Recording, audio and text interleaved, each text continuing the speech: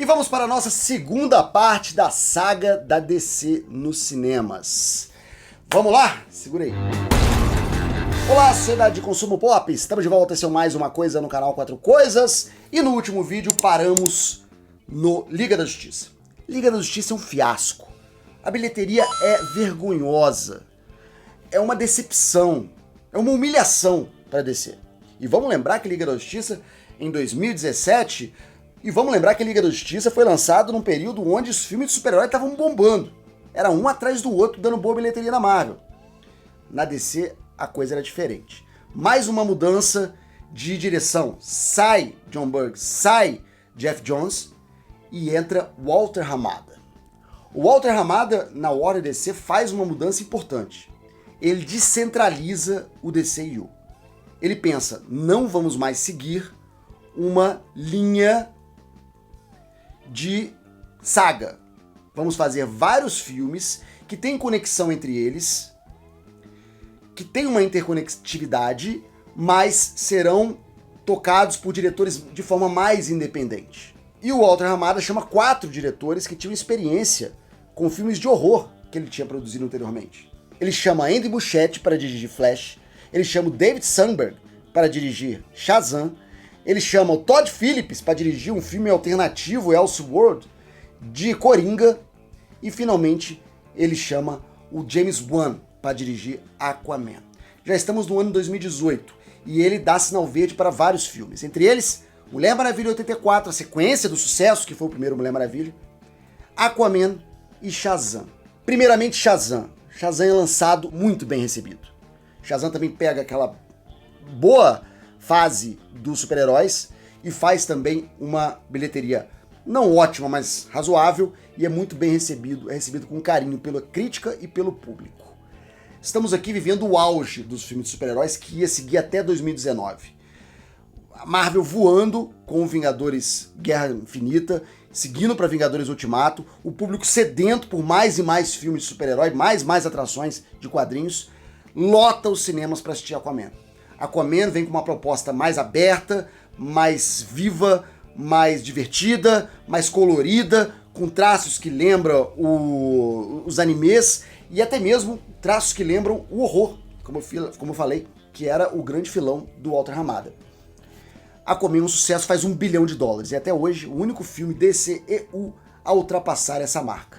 E como eu falei, teve o Coringa, que não faz parte do DCEU, que faz $1 bilhão. Então as coisas pareciam que estavam indo no eixo, parecia que a fórmula estava certa. Mas aí vem a pandemia. E com a pandemia começa a derrocada dos filmes de quadrinhos.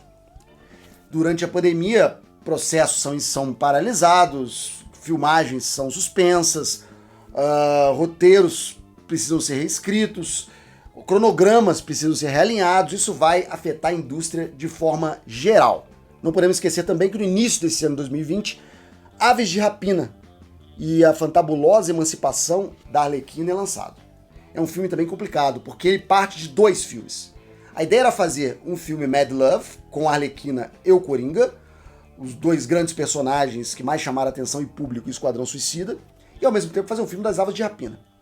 Só que a Batgirl já estava separada para um filme solo nessa época, porque uma das condições do Joss Whedon topar fazer Liga da Justiça foi fazer um filme da Batgirl depois. Então, Aves de Rapina sem Batgirl, a Warner pensou que não tinha força suficiente. Qual foi a solução? Juntar esses 2 filmes em um só, o filme da Arlequina e Aves de Rapina. Deu a nítida impressão de que havia uma confusão ali dentro.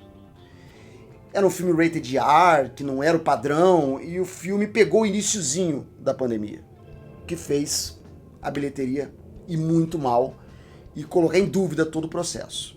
A primeira vítima é Mulher Maravilha 84, que já tinha seus próprios problemas antes mesmo da pandemia. Mulher Maravilha 84, Patty Jenkins, a mesma diretora e a mesma personagem. Gal Gadot novamente interpretando a Mulher Maravilha. A diferença é, não tinha mais Zack Snyder na parada.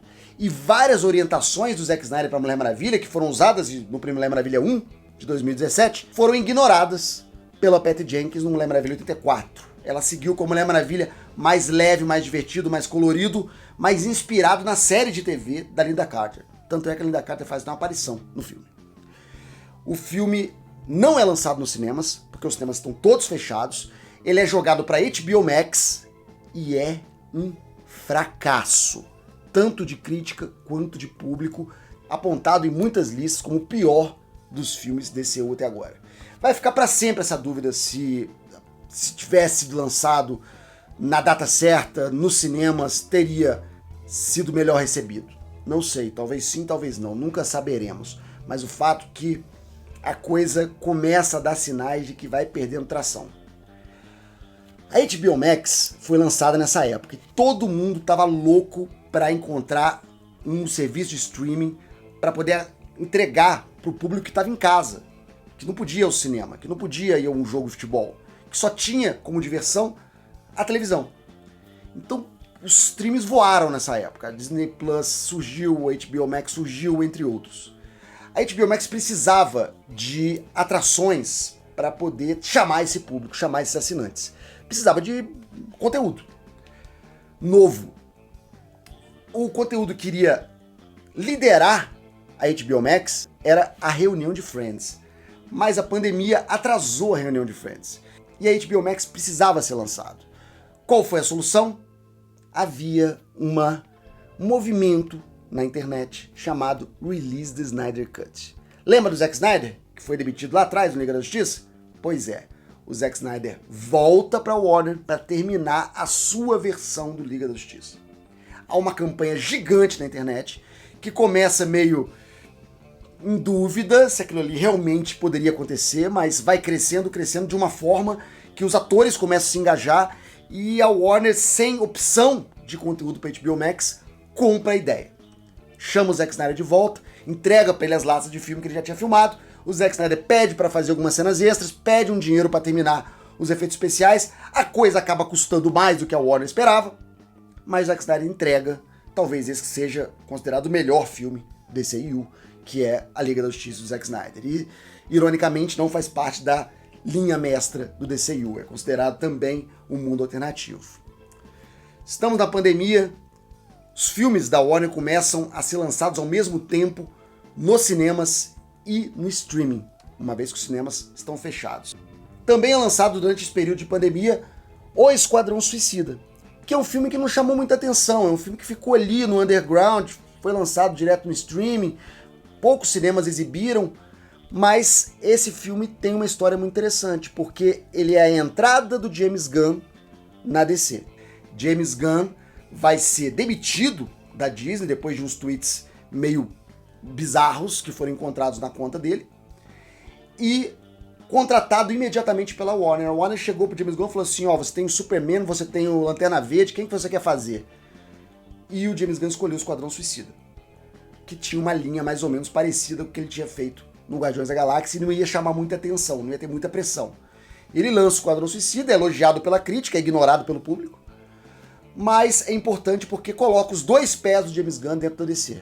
Nessa época ele já recebe um convite para substituir o Walter Hamada depois dos fracassos de Aves de Rapina e de Mulher Maravilha 84. Na pandemia também a DC faz 2 mega eventos chamados Fandome, que eu botei até minha camiseta aqui para lembrar. A Fandome faz vários anúncios e um desses anúncios é sobre um filme que vai mudar a hierarquia de poder no DCU. Mas falaremos disso em um outro vídeo. Até mais, até breve, até já. Tchau.